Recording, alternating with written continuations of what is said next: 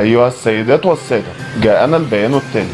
أفادت وزارة الكهرباء والطاقة إن سبب انقطاع الطاقة الكهربائية عن مصر منتصف الشهر الجاري كان سببه إجراء تجارب علمية سرية داخل مركز أبحاث خاص ببروفيسور سليم، وإن التجارب كانت عن السفر عبر الزمن واختراق حاجز الزمكان.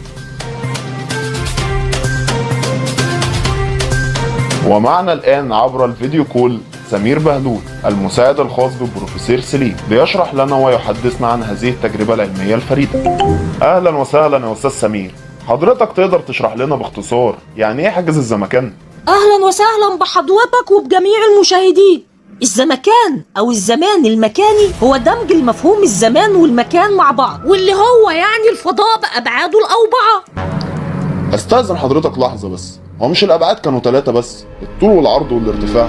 وضيف عليهم كمان الزمن كبعد رابع، وبكده يكون عندنا فضاء وباقي الأبعاد على هيئة شبكة وهمية شايلة كل الأجسام المادية في الكون مهما كان شكلها أو حجمها، وهتحتوي كل الأحداث اللي بتحصل جواها، ومفيش أي أحداث هتكون خارج نطاق شبكة الزمان والمكان. نظريا السفر عبر الزمن مستحيل. المستحيل النهارده هيبقى بكره عادي. أستاذ سليم بقى نجح في عبور بوابة الزمن، بس المشكلة إنه اختفى بعدها ومش عارف هو في أنهي زمن دلوقتي. أعتقد يا سمير إن العالم كله عرف دلوقتي بمشكلتك وبالحدث العظيم ده، وأتمنى إن الجهات المسؤولة تساعدنا في البحث عن البروفيسور المختفي سليم عبر الزمكان.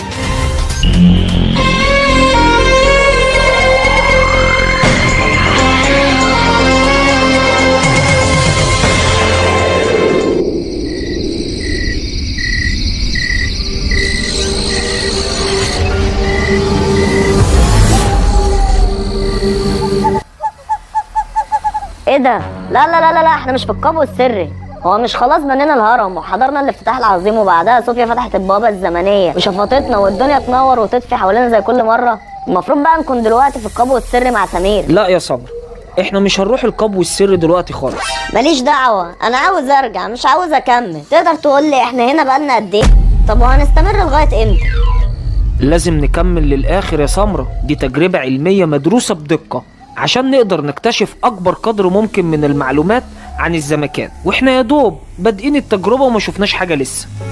انا خلاص مستقبلي ضاع معاكم. انا هنا يجي من 15 سنه، ده انا اكيد لما ارجع مش هلاقي في بيتنا حد خالص، ولا امي ولا ابويا ولا جدي فرغالي حتى. طب ارجع لمين انا بقى بعد كده؟ ارجع لمين؟ ده زمان صحابي هم كمان دلوقتي كلهم كبروا واتجوزوا وبقوا عواجيز وطلعوا معاش كمان. هسهر مع مين انا لما ارجع؟ مع جد فرغالي ولا مع مين انا دلوقتي؟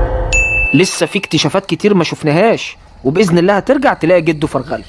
وهو مش كفايه ان اكتشفت لكم برؤية بيت التطهير، اعظم سر في العالم، سر التحنيط، ومعانا برديه فيها طريقه بناء الهرم الاكبر. مش كفايه كده؟ الله، صحيح الازازه فين يا سمرة؟ اوعى الازازه. يا دي الازازه، ما تخافش على اي ازازه معايا، انا لازم احافظ عليها لغايه ما نرجع واعلن اكتشافي العظيم ده. طيب ادهاني، انا عايزها. احسن، انا عاوز اتخلص منها برضه. الازازه راحت فين؟ انا مش لاقيها، الازازه اختفت. انا كنت حاسس ومتاكد انك هتضيعها. خلاص كده الاكتشاف اللي انا كنت ههديه للعالم انتهى، ده حتى البرديه اختفت من معايا هي كمان. الظاهر كده يا سمرة ان كل زمن بيحافظ على نفسه من التغيير. وهنعمل ايه بعد كده؟ هنكمل طبعا. صوفيا، في حياة هنا؟ مستر سليم، لا يوجد أي حياة هنا، فقط النباتات والحيوانات البرية. طب وهنروح فين دلوقتي؟ صوفيا هتنقلنا زمن تاني هتحبه زي ما حبيت زمن الفراعنة كده. صوفيا، جهزي لي بروتوكولات المرحلة اللي بعدها.